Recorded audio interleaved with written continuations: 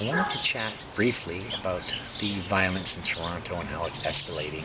And if you look at Toronto, Toronto is basically the main city in our country. I don't think there's any city bigger, um, but basically it's being manipulated to crumble, and that's by John Tory. Since he's gotten in, the crime has gotten worse, the violence has gotten worse, and nothing's on the horizon to fix those problems. So basically, have a look at this video and then we'll chat.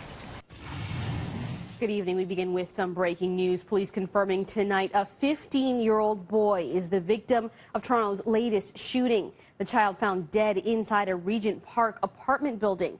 This is just the latest in a string of shootings over the past 24 hours. The rash of violence brings Toronto's homicide count to 81 on the heels of a pilot project that saw police beef up their presence on Toronto streets. Tears and hugs outside a Regent Park apartment building as a community mourns another death. Police were called to a shooting at 230 Sackville just before 5 this afternoon. A 15-year-old boy was found inside a residence, pronounced dead on the scene. The young victim's identity hasn't been released, but simply knowing that a young boy's life was taken. Tonight's shooting caps off a violent 24 hours. This morning, 2 men were shot and 1 woman stabbed during an altercation on Tanbridge Crescent, just steps away from the Humber Valley Golf Course. All 3 are expected to recover. Nearly 12 hours before, a 27-year-old man was shot and killed outside a community center near Don Mills and Shepherd. And just down the street from that incident, a man walked into North York General Hospital with a gunshot wound and a bullet hole to his car. Tonight's shooting in Regent Park marks the city's 81st homicide of this year. So now that you've seen that, you can basically see where Toronto is headed, okay? And they have taken the police's ability to do carding away, which is what helps them keep track of the gangs and who's where and who's doing what. And it gives them the ability to just pull them over because they know they're in a gang, right? They're not allowed to currently do that until these people do something. Well, then it's too late. The problem isn't solvable that way, okay? The police need to have carding back. We need to back them up, and we need to get Faith Goldie in as mayor because she plans on giving them back the ability for carding. She also has a really good plan in place, and I think if you're a Torontonian, you'll want to look at her platform. You can go to faithgoldie.com, I believe it is, and look her up, see what she's all about. She's being blocked from being on any news or in any newspaper. She's not allowed to get ads anywhere because John Tory has used his clout with Rogers Communications Inc. to block her because he knows she's going to beat him if she gets any time at all in front of people. So he's morally corrupt, he's illegal, but he's unethical, okay? He's not someone you want in as mayor, and being that he's got a high up position in Rogers, what right does he have being mayor of Toronto?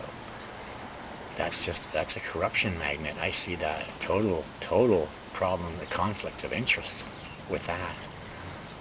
And if you don't, maybe you should investigate further. There's a YouTube channel called Canada Poly. It's all one word. They did a really good breakdown of, Tory's use of Rogers and what Rogers basically, their whole system and what they own.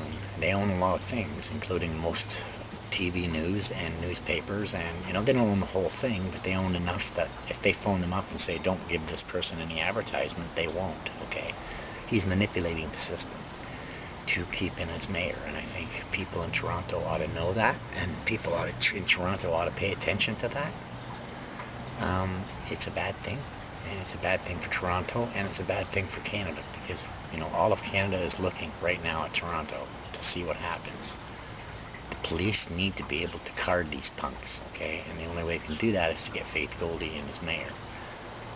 None of the other candidates are willing to do anything. They want Toronto in decline simply because then Toronto will always be on their knees begging City Hall or whoever to fix the problems. And promises will always be made and never kept, okay? Much like with Doug Ford. So basically, I would elect Faith Goldie if you're going to vote for anybody. Like I said, have a look at her platform. She's right on the internet. She's all over YouTube right now to get exposure. And she's running 3rd place out of 16 people. So I think she's doing pretty good considering she's been blocked. So let's get her unblocked. Let's get her back in the groove and recognized as a candidate and be able to be in the debates and stuff that she's been blocked from. It's time. So speak out, say something, use your channels, use your platforms like Facebook and Gab and Minds and LinkedIn and Snapchat. Use all of them to promote Faith Goldie because she will make things better. I'm being chewed out by a squirrel. Anyway, I will talk to you next time. I hope you all have a great day. Bye.